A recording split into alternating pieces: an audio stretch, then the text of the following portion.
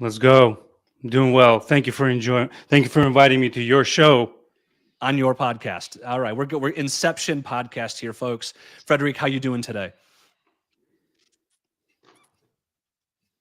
He's shaking his head. You good, Frederick? Maybe he can't hear us. Alrighty. Well, that'll complicate things for sure. But first off, we'll say as he rejoins that as a live episode, please, everyone tuning in, submit your questions in the chat. We will be doing a question and answer at the end of this episode where we will take your questions from Instagram, from Reddit, and in the chat and answer them to the best of our ability. For those new to the scoop, I kind of wanted to explain how it works.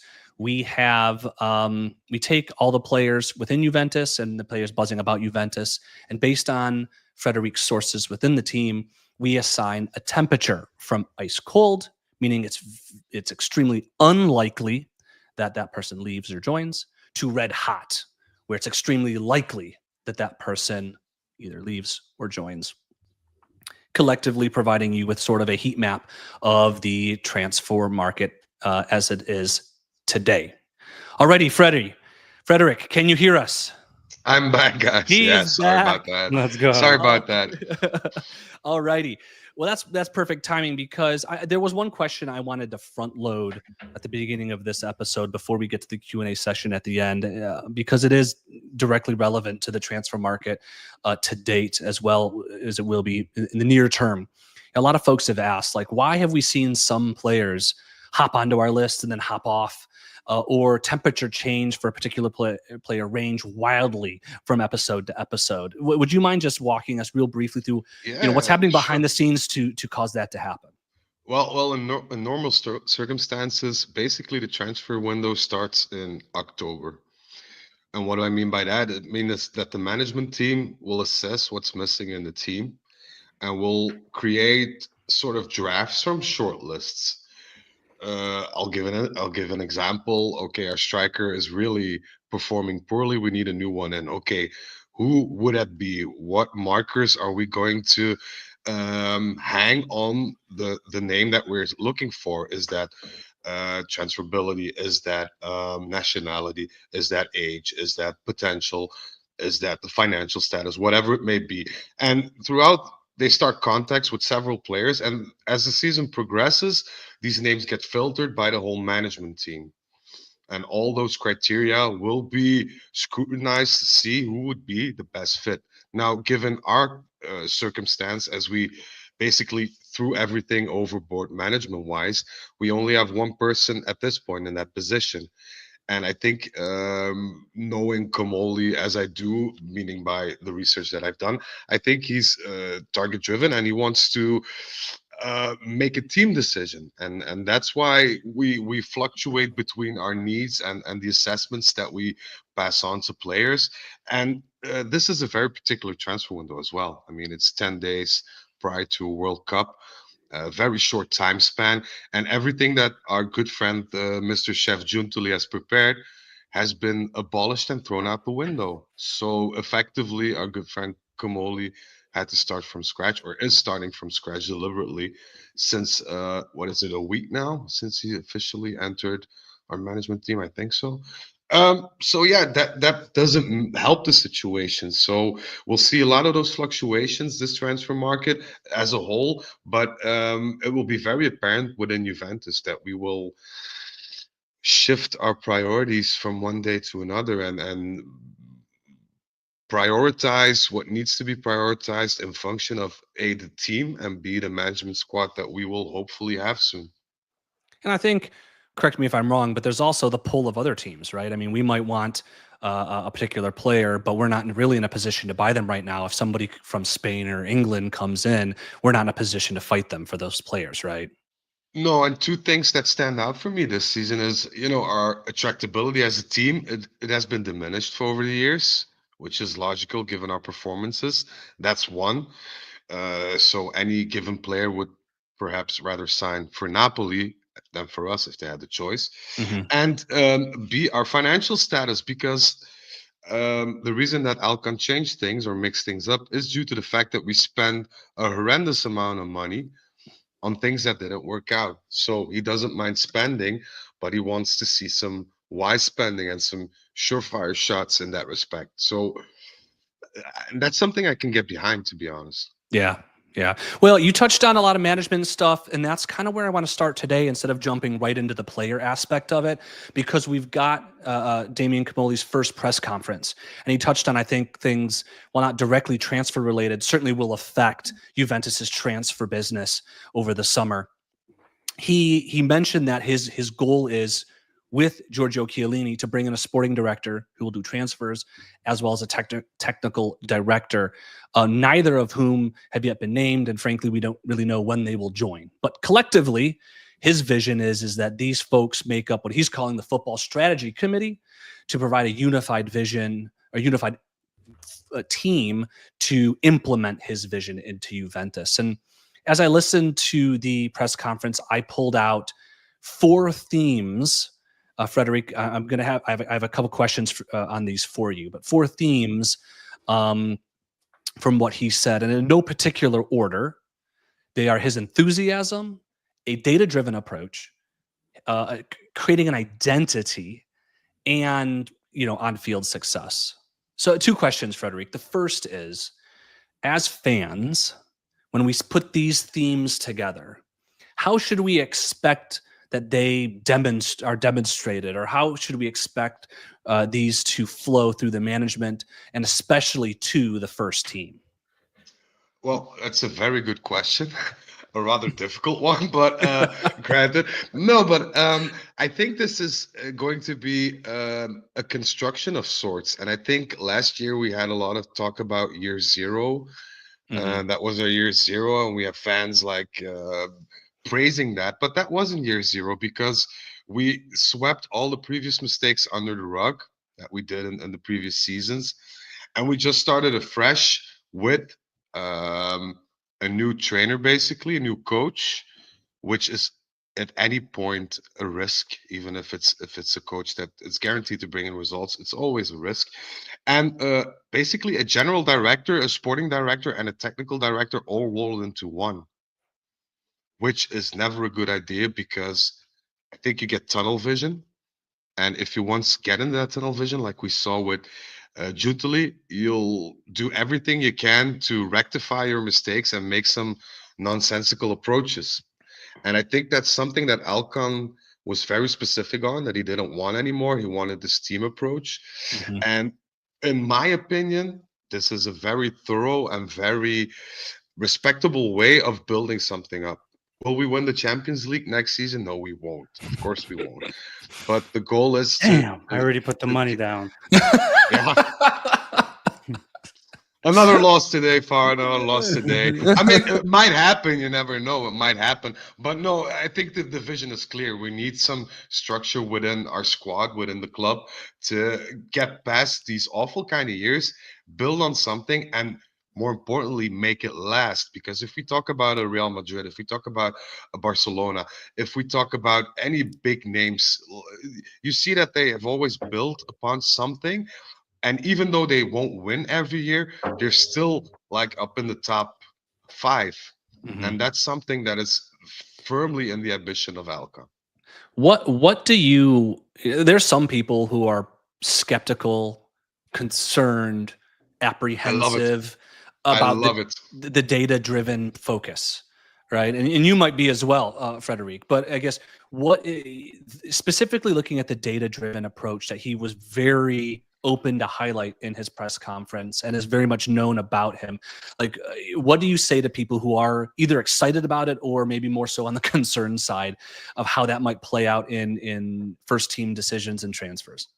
Well, it could go both ways, of course, but in my opinion, it's very good to have data-driven aspects, because when we bought emotionally, I think we did that with Koopmeiners. I think we did that with a number of players, Vlahovic as well. I think you have a chance that it backfires. This data-driven approach isn't new. Every team uses it. Italian teams have been known to be a bit more old-fashioned in that respect. So I think that it's a step forward into this new era of football, and I think that it's something that could give us an advantage within Italy, but also an advantage into building something cemented in the ground and that will last for years. So I think, in my opinion, once again, because I'm not an expert, but I think it's a good approach if you mix that with the knowledge that a sporting director or technical director maybe has. Mhm. It's it all depends on how it will gel and who's going to be the sporting director and technical director.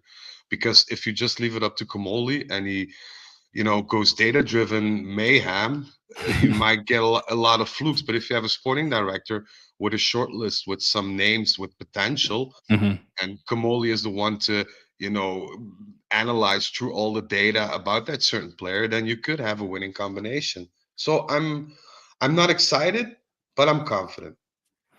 Absent, I think we know the answer to this, but I just for the folks listening, until we get a sporting director, Kamoli's running our market, isn't he? He is. Okay. Well, on paper he is, but let's not forget, and a bit of evidence was quoted out today as well. The appearance of Alcon. He's more predominantly aware of the situation of Mhm. Juventus, and he also gets more exposure. I mean, he was there today to salute the team before they head out to the States Mhm. with his son, with Oceano, who's a big Juventus fan, by the way, a really big one. Our next president, I think, but that's another thing. But it shows his commitment, and it shows the fact that he still wants to, make sure that things run smoothly. Also, given the fact that there's a lot of pressure about this technical director, the sporting director, Mhm. the lack of transfers. In a panic move, a lot of owners would move onto the market just to hush the crowds, but we don't do that, and I think that's a very good sign. I think Alcon, along with Kamoli, has understood that we need to go in long term and make well-based decisions. Alrighty, well, let's talk about some of those potential decisions. Obviously, no players left or arrived during the sort of abbreviated Club World Cup window, but there are several Juventus players who have been linked um, with an exit, as well as a few notable players have been linked with an arrival. So let's talk about them. Starting with Juventus players, are they leaving? Starting with Dusan Vlahovic. Before we begin, there's very high demand, and people are asking for one little special drop. If you guys don't mind, Okay. we do what the people want. I'm sorry, I just play the game. And now, Freddy Scoops with the scoop. He's the best in the business, see? There he is. Alrighty, And we're getting into the scoop portion, Frederick. So let's start with Dusan Vlahovic. Is he leaving? he probably is. I'd mark it down as a hot, not a red hot, but a hot. A lot of interest, especially from lesser known teams. And I see our good friend Yorio back in as we're talking about Dusan. He's saying I have a bad feeling Dusan will extend. It would surprise me a lot because my source confirmed that there hasn't been any communication between Juventus and Dusan's team since a couple of months now, since his team rejected the renewal offer with his salary being a bit diluted. So yeah. Alrighty, so let's move on to a guy who's been linked with a couple clubs and allegedly has been provided, is not getting offered the amount of money that he wants. Federico Gotti. I could think we could mark our friend Federico down as a warm. Why a warm? Because, well, nothing has passed since the last time that Kamoli didn't want to accept his salary fee. But a number of teams made it known that they're willing to sign Federico Gatti. The last of which I haven't seen in any news outlet, and this was maybe the time to drop the scoop team. Uh, but yeah, Farah took that away from me, so let's just And move now, on. Freddy Scoops with the scoop. He's the best in the business, see? There you go. Thanks. Arsenal this afternoon, late afternoon, Arsenal officially inquired about Federico Gatti and his willingness to transfer to London Very through his interesting. agent. I have no idea about the outcome of the response of his agent or the answer of Juventus, but I know for a fact that Arsenal reported themselves as being a Federico Gatti fan. So Well, this actually maybe is a good opportunity for us to take back and go address another scoop that you kind of just texted me on the side. We got two center backs on this list as potentially leaving, but you said that the management team, Kamoli and Tudor especially, are specifically targeting that position to bring in folks. Isn't that that's correct, right? yeah, the center back is a priority, excuse me, along with the center forward. But the center back has been moved up to a priority because Bremer is far from being game fit, Mhm. and Kamoli and Tudor decided that they didn't want to rush him. They want to give him all the time that he needed to get back into shape. But yeah, we desperately lack one. So our priorities, once we begin and our technical director is in, will lie there. And yeah. Yeah, so any See. departures will have to be balanced with additions. Alrighty, let's talk about a guy who was heavily linked to a lot of places in the late winter, early spring, but that's quieted down a lot. What is the chance that Cambiaso leaves? I'd still peg Cambiaso leaving as down to warm, even though the interest has cooled off a bit.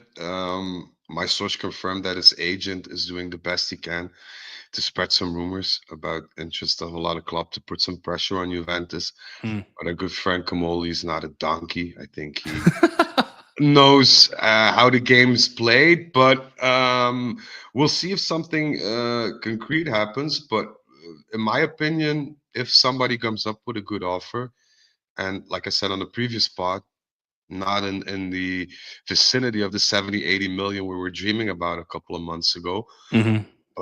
but I'm thinking more into terms of 40 to 50 million.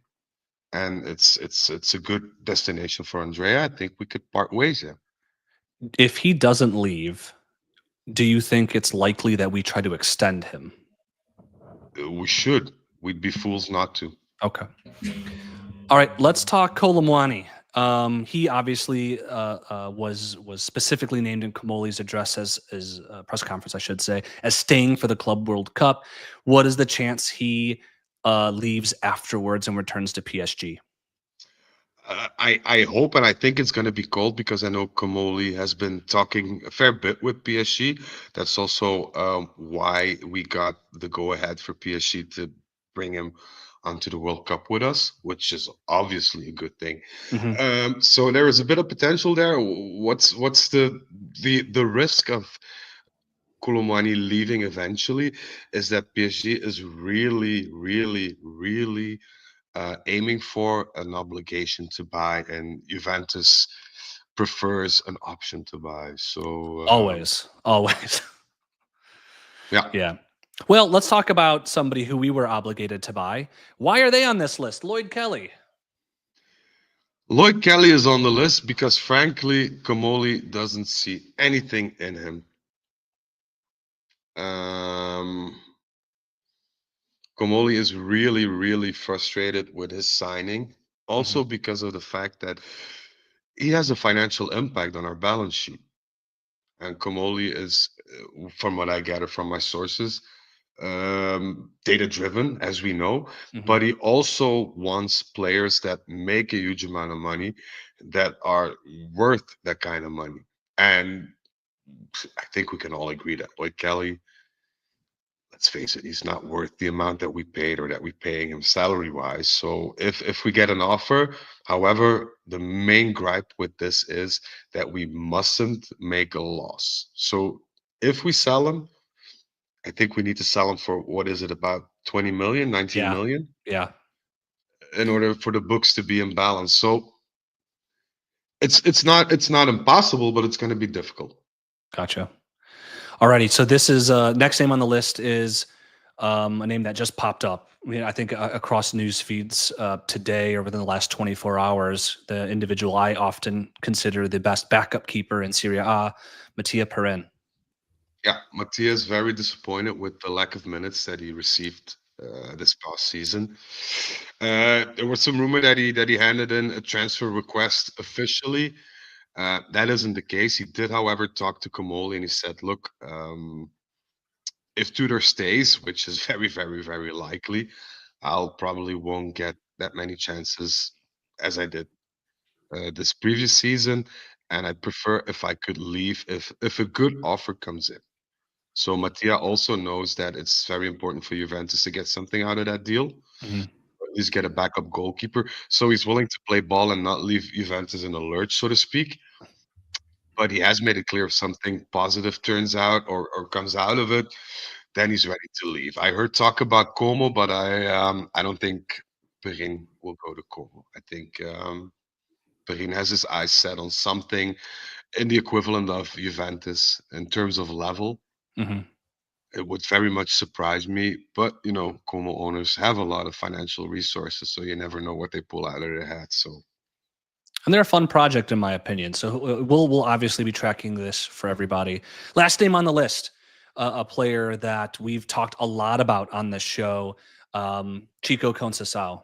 Is he leaving? Is he going? I mean, he's obviously staying with us for the immediacy, but is he eventually going to go back to his parent club?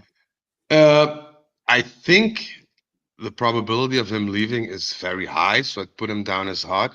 And I'll also give some leeway to that as to why I think that, because I asked my contact today, like front on, like, what's the deal with Chico? Because everybody was a bit happy when we saw that he was coming along to the World Cup, and automatically a lot of speculation began of, are we going to sign him or not? And he replied to me, my source, with another question. The question you need to ask about Chico: is he a starter for Tudor? If yes, you spend 30 million. If no, he goes somewhere else and you invest that money on a different profile that you need as a starting player. Mm-hmm. If I can decrypt the message, I think what he means is, let's wait till after the World Cup, see where Tudor places him in the hierarchy. And if Tudor thinks that he could, start like 60-70% of our matches, because we have a lot of matches coming up this season, then the possibility is there that we buy him. But being that cryptic as he is, I don't think that Tudor is very keen on Conceição. He certainly did not play him very often at the beginning, but maybe due to injuries or maybe just due to selection or training towards the very end of the season, we did see Conceição playing in that 10 role next to Yildiz. So this is definitely one to watch in the Club World Cup games, which are almost upon us. All right, let's move to a few players that have there's some buzz about them joining Juventus. We have a couple here that we have reported on consistently, with a couple new names on the list. Let's start with the two strikers that we've talked a lot about, Jonathan David and Victor Gyökeres. Where do we stand on these two? Well, Gyökeres for me is our prime target if our newly appointed directors will agree with Kamoli. Mm-hmm. Jonathan David is not, and that's just due to the fact no technical issues, no whatever. Like I said in the previous spot, his manager asked for like 15 million extra due as a signing bonus, and that threw Kamoli and maybe Chiellini, I don't know who's in the meeting, completely off and said, stuff it. Which is a new way of seeing things, because if we look at our recent history, our good friend the chef would have just made it rain and bought player X, Y, and Z. So I can get behind that. Yeah. I mean, but that's also something we saw in the previous administration as well. You had free transfers like Aaron Ramsey or Rabiot and guys like that. That even before, where we as a club seemed willing to pay those big upfront fees to snatch a free transfer away from other teams. So I think you hit the nail on the head that this is a clear signal change from Kamoli. Yeah. Alrighty. About Gyökeres, there's a lot in the news about the management saying there's no gentleman's agreement. You got to pay all this money for him. There's rumors of him being unsettled. Do we actually know kind of what's going on with him and where Juventus fits in that? Juventus, as I heard from my source, just to make it clear, was his main priority. he had 3 meetings along with his management with our friend Giuntoli prior to him leaving. And he was very, very positive about joining Juventus. And I think the way I understand it is that our friend Giuntoli had an agreement set in place for about 65 to 70 million as a Mhm. transfer fee, with some bonuses added. And now all of a sudden, our Portuguese friends are saying, "Well, nah, we want 90." Jeez. So of course, for Gyökeres, that's a slap in the face because Juventus was his prime target to start. So we'll see how that evolves. But yeah, Okay. I hope something positive comes out of it. Gotcha. Well, the next name on our list has been linked with Juventus a lot. We have not mentioned his name on the scoop just yet. He does join it for this episode, though. You've got some updates for us on Sandro Tonali. Yeah, Sandro Tonali's situation is, well, as arriving as a Juventus player, cold to say the least. Why is it cold? There have been talks in the past, even recently, and now Newcastle made it very clear. Look, we do not want to sell him. We do not want to trade him. If we were to let him go, it would be north of 100 million. So basically, Yeah, a not scare happening. tactic, I think, Yeah. and I can't see that happening in all honesty. Giovanni Leone, a hugely sought after young center back. We've talked about a bit. Where do we stand on him today? Um, it's still, I think it was the same in our last podcast. Still cold. Inter is upfront with us, and of course the fact that there are other teams that are interested. Can't remember which. I have to look back. Look, can a man dream? I just want cats and lions in our back line. Okay, that's all I want. I I love, for me personally, I'd love to see Leone because, as Jack Colella just said, we need a big Italian center back on this roster. But not only that, he is very much the epitome of the standard, stereotypical Italian, hard, nasty center back, and he's very young, and it's a profile that appeals a lot to our friend Comoli, but it's going to be a hefty investment, and it's gonna take some battle because there are a lot of teams interested in Leone. All right, our last name before we get to the Q&A portion of this episode, yeah, is a name that, well, let's be honest, I was pretty surprised to see on this slide. Why are we talking about Matthias de Ligt? Why are we not? Well, we're gonna start a volleyball squad soon, and we thought that De Ligt was gonna be the perfect. No, I'm No. kidding. Well, De Ligt's management basically offered him to us and asked about to explore a situation and if a possible return would be on the table or would be something that could eventually happen. And in all fairness, because I just got a text because I asked some explanation from my source as well. I said, "Well, what's the outcome of this?" And he said, "Well, Kamoli didn't agree to it, but he didn't shoot it down either." So to all the people who are either excited or are having a heart attack right now, what What temperature about both? or both? What- Oh, in Farhad's case, both. It's my son. What temperature No. what temperature do you put on him rejoining Personally, Juventus? I'd put an ice cold because the only way that I can see him making a return is if we get him under some sort of crazy loan option, Mhm. because buying him outright, can't see it happening. Now, he just especially- finished his first year, right? I mean, so for them to break even, we have to pay an enormous sum just to get him back, right? Apparently, as a person, and I'm quoting my source now, De Ligt stated he was the happiest he ever was in Turin. So, Well, maybe he's also doing some groundwork for his agent. But ice cold right now. Obviously, if this were to heat up at all, we will keep you posted. Personally, I would not be surprised to not see him on the next episode of The Scoop. But with that, we have completed the so the general content portion of this episode, and we're going to spend the remainder of our time answering questions from the chat, from Instagram and from Reddit. So I'm going to hand it off to Farhad. Farhad, would you kindly be our questionnaire to Frederic? You're muted, my friend. You are muted. Smooth as always. Thanks, boys, for having me. I love the fact that I can interact with the crowd while you guys do your important job. And I want to say hello to first timers, Jack, a few others, Tomas here in our YouTube chat, Juve Cornercast, Amit, of course, our buddy, Yorio, who's been here since day one. You guys pretty much covered all the questions, but Delict, WTF from Yorio, of course. Jack was asking about Leone. Thankfully, you guys covered it. I have a question here from Instagram at Turin Giants. Please join us. No Juve deals were done in the Club World Cup transfer window, the mini Club World Cup transfer window. Was that surprising?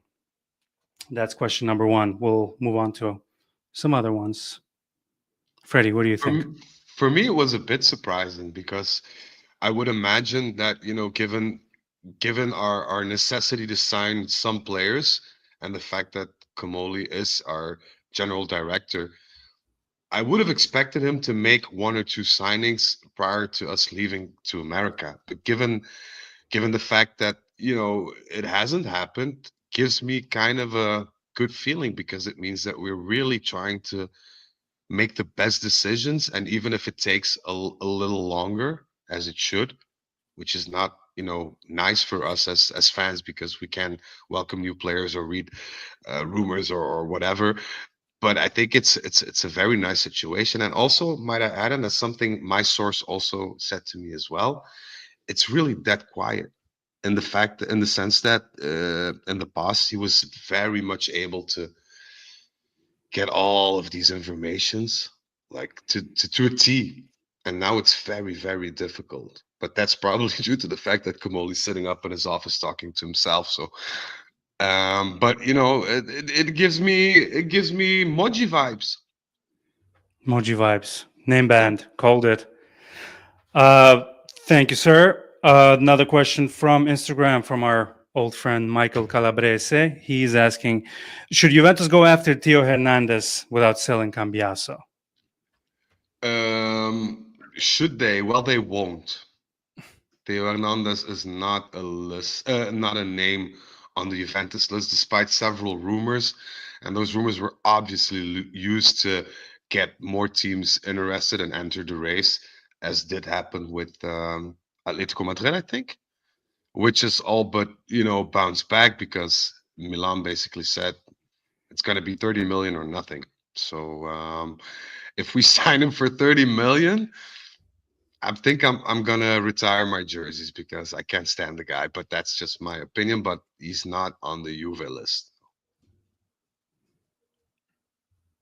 Interesting. Thank you. By the way, at some point we hit the double digit number of viewers on YouTube. I think you guys are doing a great job with this new show. Thanks, People guys. are loving it. I'm getting constant DMs and questions. So definitely popularity is growing. Thank you. Question from Amit, who's just actually is in the chat right now. He was asking through Instagram. Now that Tudor is staying, do we know which positions he wants to focus on strengthening based on his formation and or way of playing? Thank you, Amit. Thanks, Amit. It's a very good question. From what I can gather is that Tudor wants to especially strengthen the bench. He has, of course, he does, like a center forward, a center back, maybe a right wing back or a left wing back, depending on how he'll play. But he has openly stated, like, I want like 22 players that are sort of the same level, in a sense that I need to bring somebody in that can make a difference. And that's the reason why last season he waited this long with subbing people, because he didn't have any confidence in the people that he was bringing on. And that's something he feels that needs to change so that he can make those kind of subs in like minute 65 or even 60, and that he has a player that can alter the playing field at that point. Gotcha. Another question from Amit. It's a bonus. I may have missed it. Apologize if I did, but he's asking about Gyökeres and his wages. He says that he's a fantasy signing. Won't his wages be crazy? It depends on what you define as crazy. I think Gyökeres will probably earn, if he signs, upwards of 7 net, which is basically the same as at the same amount that Vlahovic started on when we signed him. And I don't think that's anything crazy in this day and age. If I see people earning like 14, 15 million net a year. So I think it's going to be around those figures, to be honest. Anything north from that, I think Juventus will say, yeah, we're not going to do it, because the reason why we're selling Dusan is not just his performances, is his impact on the balance sheet as well. Those are two things that are really, really, really, really negative for us. Gotcha. And there's some reports, and I'm getting private messages on WhatsApp, and we have a question in the chat here regarding Vega. And there's reports that Chelsea will not be taking him to the Club World Cup. What's the deal with my favorite Big Bird? Our favorite Big Bird has flown away. Oh think no! because- You keep Yeah, on breaking our hearts today, man. I'm sorry, guys. I'm sorry. No, flown away is maybe a bit of an overstatement, to be honest.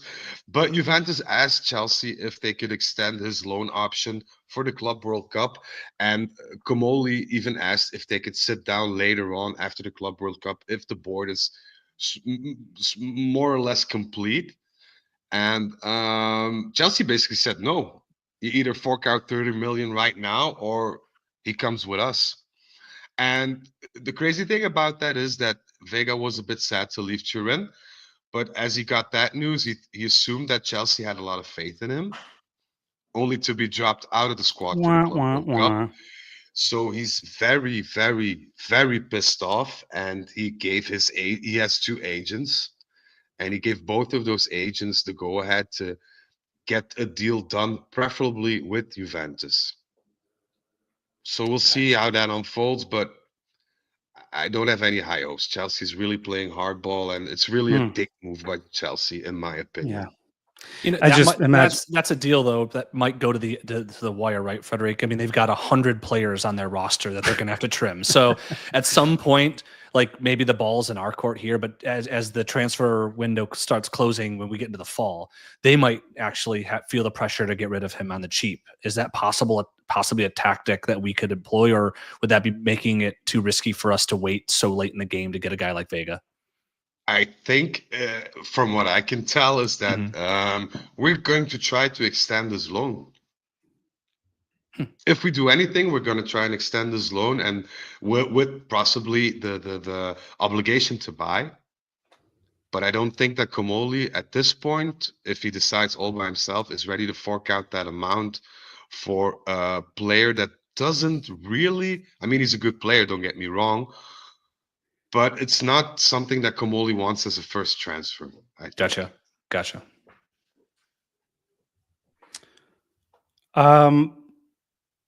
I think that concludes my part. There was I one about appreciate it. Douglas Luiz. Yay. We missed the Douglas Luiz question.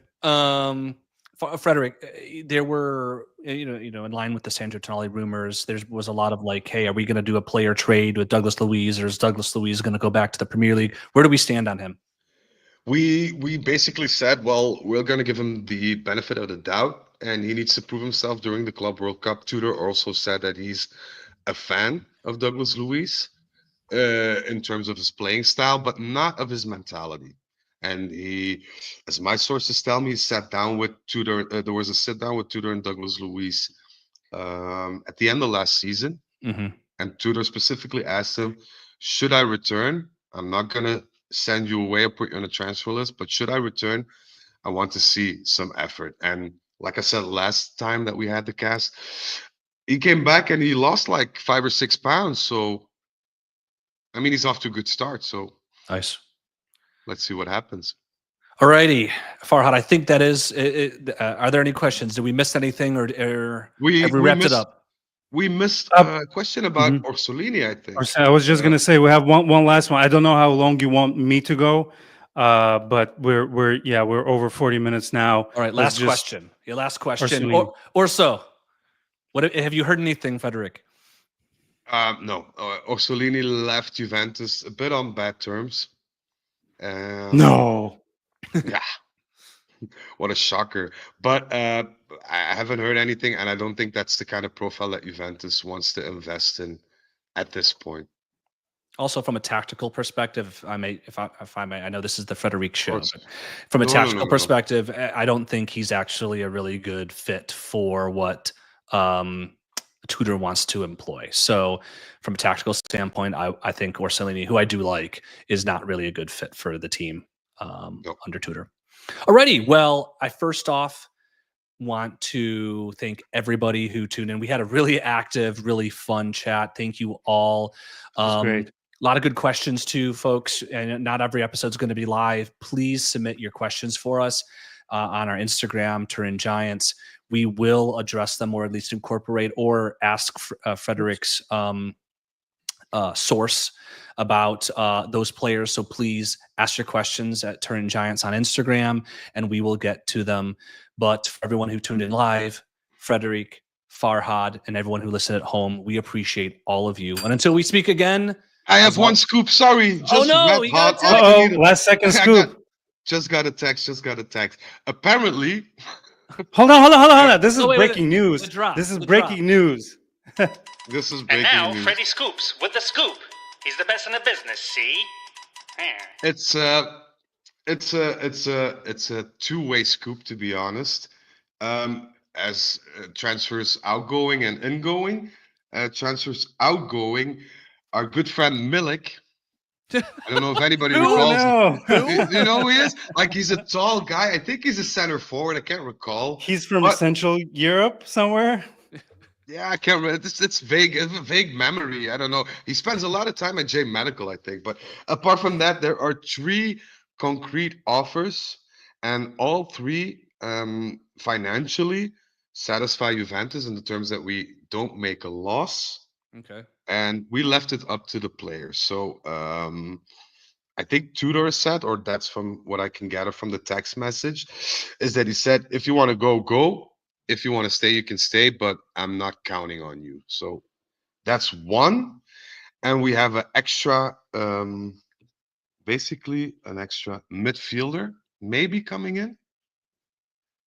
Guendouzi from Lazio. There have been talks between his agent and Comoli himself for a possible move to Turin. And didn't Guendouzi play under Tudor at Marseille? He did. If I'm not mistaken. Alrighty. Well, He did. we're going to leave y'all at that. If we did not get to your question, please message us on Instagram, like I said, at Turin Giants. But until we speak again, folks, thank you all. And as always, Forza Juve.